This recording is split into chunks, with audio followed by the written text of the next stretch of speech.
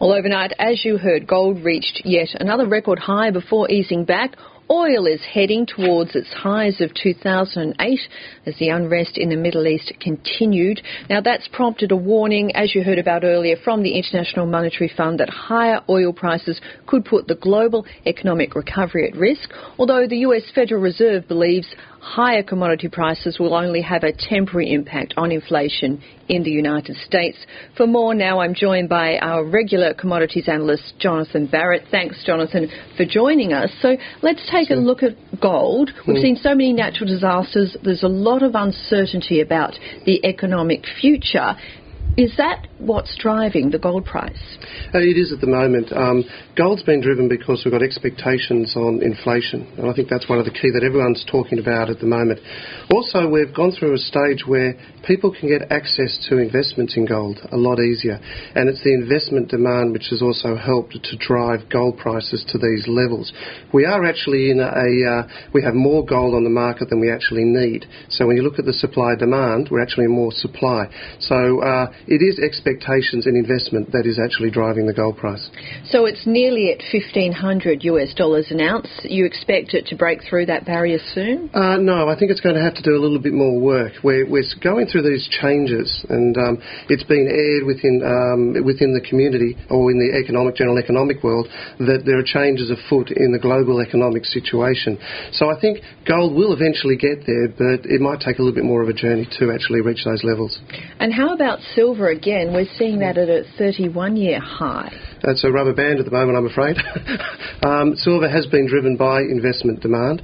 When we look at the difference between gold and silver, we actually look at the gold-silver ratio, and that's down to levels not seen since the Hunt brothers tried to corner the markets. So what that actually tells us is that silver is actually a rubber band.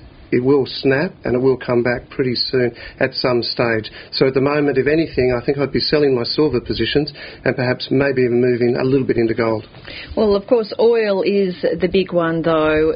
Economic growth obviously depends on it. Oil's been pushed higher largely because of the tensions in the Middle East. Do you expect it to reach the highs of around $150 a barrel that we saw before the global financial crisis? Not at the moment. What we're seeing is that there's the Gaddafi roadmap, I think is what a lot of people are starting to term it, where if there is chances of a resolution to what's happening with this new style of politics at the moment, then the chances of that contagion spreading through the Middle East will actually erode.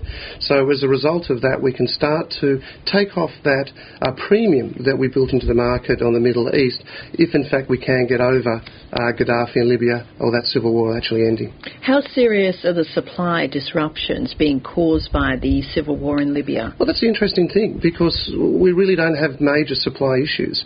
And this is where we think that a lot of it's just expectations.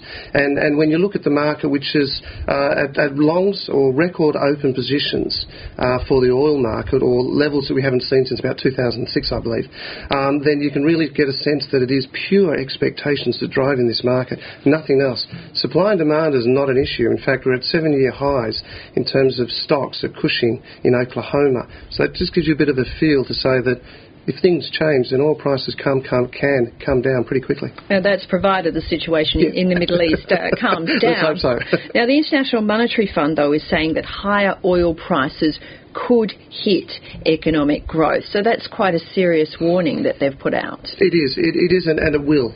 Because when you find primary import markets being so high, it'll naturally stop demand.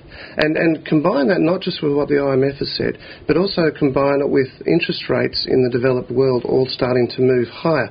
So with all our primary inputs moving to these markets, and you see interest rates moving higher, it'll only slow down demand for these inputs. As a result of that, prices by their own should actually come down as well. Of course, the other big problem the world has got is food inflation. We're seeing the China consumer inflation figures out later this year.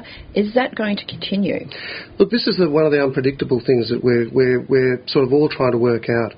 If you look at Russia and the Ukraine, where we don't have the subsoil moisture to handle crops, the problems we've had in Australia, the drought we've had in China, the USDA put out a report 2 weeks ago that said the world ending stocks for corn were actually a little bit lower than we actually first thought. So I think, if anything, moving forward, the foodstuffs and inflation are going to be the key for economic growth in a lot of areas, because if corn continues on its record runs, as we feel also wheat and soybean will also move, then you will have an issue there, because interest rates will continue to push up to meet those inflationary expectations. It's good for farmers, but for consumers, especially people in the developing world, it could possibly mean more unrest. Absolutely. It's across the board. The consumer at the moment is getting hit with not only his foodstuffs but his fuel. So when you look at those developing economies where you've got more capital being pushed into them, these people are going to hurt at the end of the day. There is that potential for unrest. It's really up to the governments to how they control that unrest to be the key in terms of solving that sort of issue. But at the moment, it's an issue which we're highlighting, which I think is a concern if in fact we don't get supply of foodstuffs and oil or energy at the correct prices. If we could just move to, of course, mergers and takeovers, always happening. Now, there's reports that the Swiss commodities giant Glencore will have a public float. Why would they do that? I don't know. Look, unless they need money for something, I mean, they're very well banked, and I think if they're either trying to distribute profits or something like that in that range, but they're well banked. They don't need money. They can get it from any other bank if they need it. So if it's a strategic move, I'd say that it's more about releasing money within the company to directors and shareholders or private shareholders, and I think that's really about it.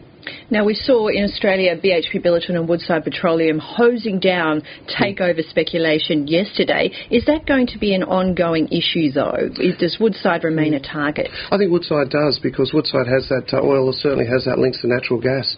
So BHP's got a lot of cash, so it's something they might continue to try and nibble at. The question is whether or not the government will allow it, because once again you're consolidating BHP as a mega company, and having Woodside where it is as its own producer, I think creates that area of not creating a monopoly. So I think it'd be more of a regulatory concern that the government might have, but obviously BHP has the cash, so if they get the shareholdings, they can take it over. Okay, Jonathan Barratt, commodities analyst, thanks for your time. Thanks, Sue.